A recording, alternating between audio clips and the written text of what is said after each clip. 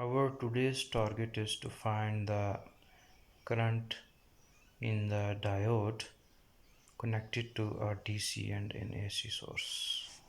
Here we have a diode and it is connected to both AC and a DC source.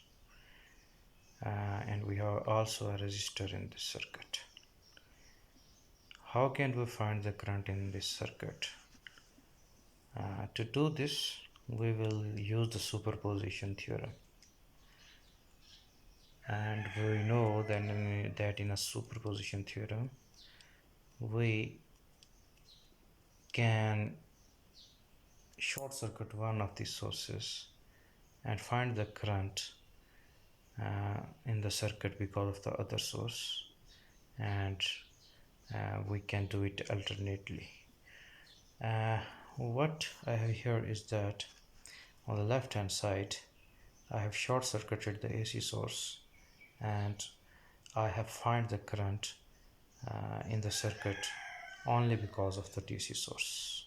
And on the right hand side I have short circuited the DC source and I have found the current in the circuit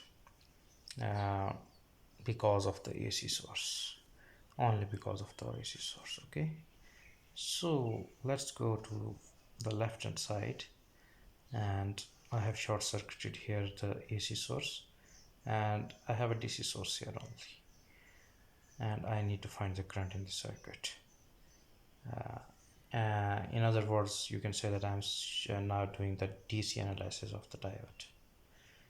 And when I'm doing the DC analysis of the diode, I have to replace the diode with a voltage source of 0.7.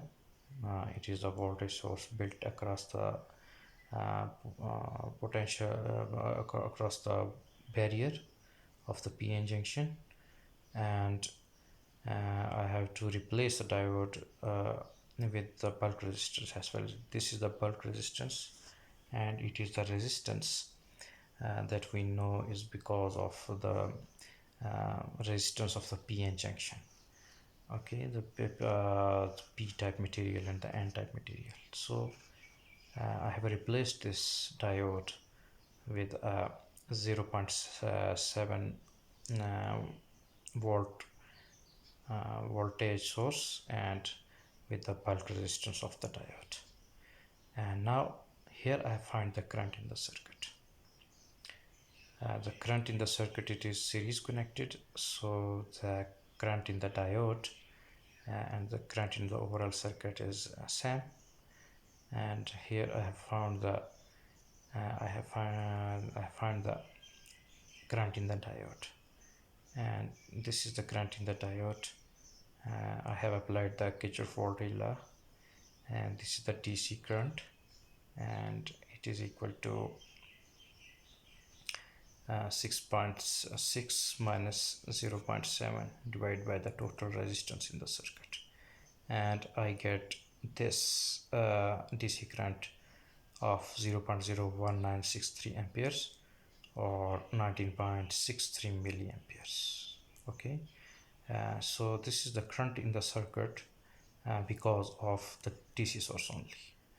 Now I have come to the AC source, and let's find the current only because of the AC source in the circuit. Here I have short circuited the DC source and I am left only with the AC source in the circuit.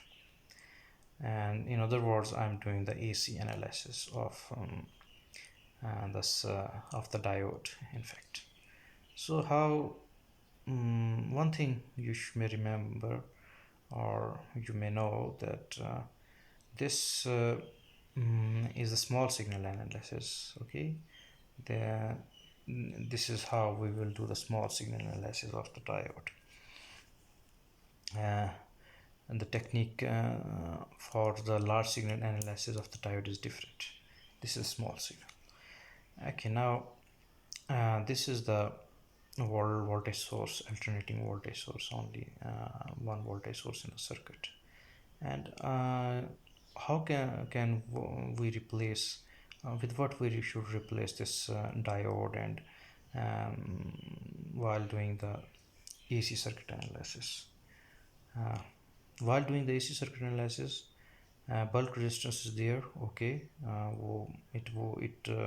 we will not change anything related to the bulk resistance. The bulk resistance of the diode is fixed, and but there is one thing that we will add in this circuit while doing the AC analysis, and we have to replace the diode with the AC resistance. Okay, so the AC resistance is the resistance which the diode is the current faces uh, while flowing through the diode when the diode is connected with the AC source. Okay, so what we have here is that we have replaced this diode with RE, which is the AC resistance, and RB, which is the bulk resistance of the diode. So how can we find the AC resistance of the diode? It can be found by using this relation. It's RE is equal to 0.026 divided by the DC current that we have found here, while the current only because of the DC source. Okay, and this AC resistance is found by 0.026 volt divided by the current in the diode, the DC current in the diode. Okay, and here now what value we get, let's see, of the AC resistance. And here is the AC resistance 0.026 divided by this current is equal to 1.32 ohm. So now we get a circuit in which we have AC source and we have a 270 ohm resistance present here, and now we have AC resistance here which is 1.32 ohms, and we have also bulk resistance which is 0.1. And now we will apply the KVL, the Kirchhoff voltage law, to find the current in this circuit, and I have found it here. It is the current in the circuit, and it's the voltage in the circuit divided by the total resistance in the circuit, and the voltage is this and the total resistance is this. And by now calculating, we can see that we got the AC current in the resistance, and this is the value of the AC current in this circuit.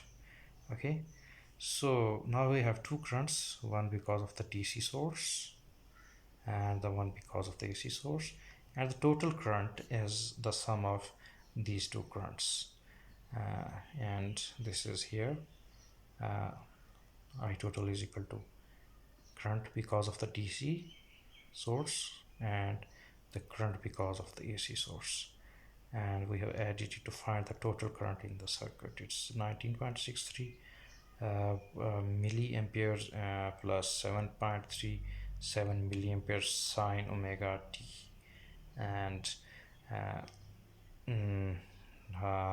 this is the total current we get in this circuit. I hope you understand.